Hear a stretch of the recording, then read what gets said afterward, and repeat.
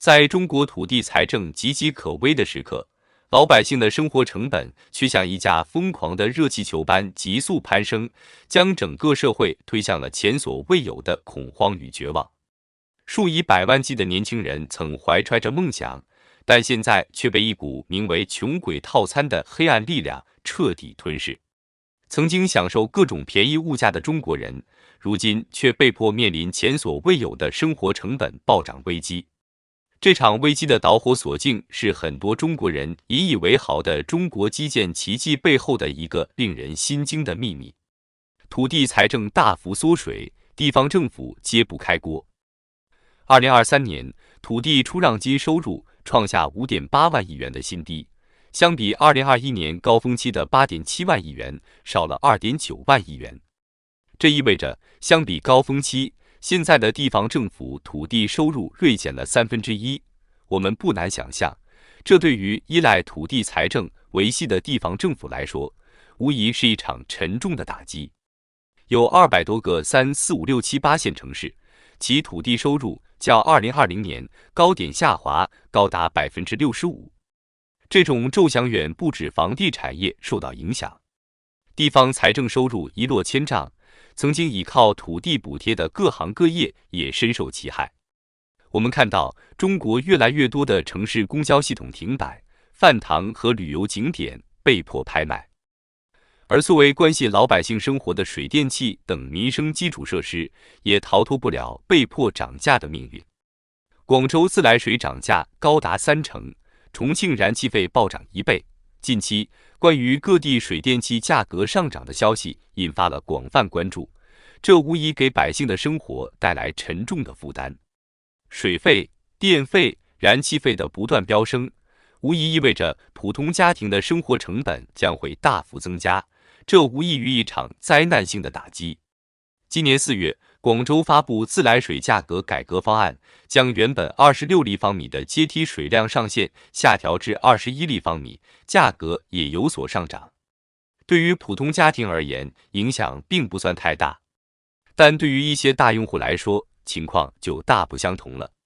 他们的水费价格阶梯从 3.96 元每立方米一下子飙升到 7.8 元每立方米，涨幅高达 96%。而在重庆，居民天然气费用更是直接翻了一番。根据当地居民反映，在同样使用量的情况下，燃气费用较以往增加了不少，有的小区涨幅高达 100%。这些水电气价格的快速上涨，无疑会大幅推高普通百姓的生活成本。再加上日益高涨的食品价格，未来很多中国人出门吃个饭、喝杯奶茶，恐怕都要付出更多的代价了。生活成本暴涨，年轻人被迫吃土。我们暂且不论企业和工厂因水电费用上升而被迫提高产品价格，光是普通老百姓的日常生活开支就已经让人叹为观止了。前不久，一位月薪3万的程序员在职场软件陌陌上吐槽，中午吃个25块钱的盒饭感觉舍不得。这条帖子瞬间引发了数百万网友的热烈讨论。25块钱的盒饭竟然让一个月薪3万的白领觉得太贵了，这种情况在如今的年轻人群体中已经越来越普遍。人们纷纷表示认同，感叹月薪3万也舍不得花25块吃饭，确实太奢侈了。不仅如此，一些穷鬼套餐的兴起也充分反映了这一现状。从3元早餐自助到 9.9 元全场通用，各种低价餐饮套餐层出不穷，不断满足着年轻人节省开支的需求。这无疑是对当前生活成本上升的一种无奈之举。另有网友讽刺称，我们这代年轻人就是被9块9的穷鬼套餐彻底毒害了。所谓穷鬼套餐，动辄3元早餐自助、4元拌饭自由、9块9享全场，甚至连被视为中产配置的山姆会推出穷鬼3件套，引得无数年轻人趋之若鹜。这不禁令人浮想联翩，如今的年轻人竟被迫放弃25块钱的盒饭，去追捧3、5块钱的穷鬼套餐，生活已经堕落到如此地步，实在令人唏嘘。无奈之下，普通中国人只能祈祷未来生活成本不会继续暴涨。但事实并非如此，生活成本或将持续飙升，未来可能更加惨淡。根据权威专家分析，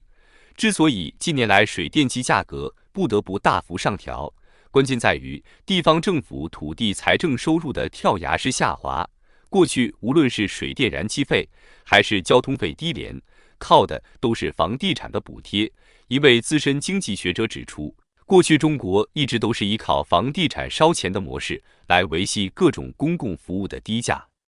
但如今这一模式已经彻底崩塌，是大部分的老百姓通过贷款买房，为房地产提供稳定的资金，让开发商可以尽情肆意去拿地，最后把钱充值到地方财政，地方再充分运用这笔钱去发展自身和补贴其他类似水电费等公共服务民生行业。然而，随着人人喊打的房地产行业陷入寒冬，土地出让金大幅缩水，地方政府揭不开锅的局面已经不可避免。在这种情况下，过去靠补贴维系的各种公共服务，自然也无法继续保持低价。据统计，仅2024年一季度，广州自来水公司就已经陷入全面亏损。不难预见，未来除了水电气价格的持续上涨，交通费用、食品价格等各类生活成本都将趋于上涨。中国可能即将迎来一个全方位的生活成本上涨时代。在这个时代里，3、4、5、6线城市的居民恐怕将面临更加惨淡的生活困境。相比1线城市，他们往往既没有足够的经济实力应对生活成本攀升，也难以从高额土地出让金中获得财政补贴。更为严峻的是，这场生活成本危机的涟漪效应可能一直蔓延到中国每个人的生活中。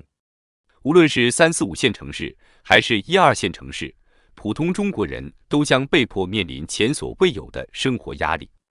这其中无疑最先受害的就是中国这些年轻人。一方面，中国人的工资水平与生活成本脱钩，难以承受；另一方面，穷鬼套餐文化的蔓延也令中国人丧失了正常的消费观念和生活品质。曾经以为可以靠硬核工资解决一切的中国人，如今恐怕连一顿25块钱的盒饭都舍不得吃了。可悲的是，这只是生活成本上涨危机的开始。未来，中国人可能会被迫接受更多的生活方式简约，甚至是倒退。3、5块钱的穷鬼套餐可能会成为普通中国人的标准餐饮，一辆二手车可能会成为中国中产阶层的新配置，买房的概率也可能越来越低。可以说，这场由房地产寒冬引发的连锁反应已经开始在中国人生活的各个方面显现。过去那些中国人习以为常的低价公共服务，如今都面临着断崖式的涨价压力。从此以后，中国人的生活成本将逐步走高，生活质量也难免会随之下降。这场由房地产寒冬引发的连锁反应，恐怕只是一个开始。未来，中国人将面临更多令人沮丧的消息，比如公共交通的持续停摆，更多公共设施的关闭，甚至是生活成本的持续攀升。作为普通老百姓，中国人恐怕最终还是要承担这一切的代价。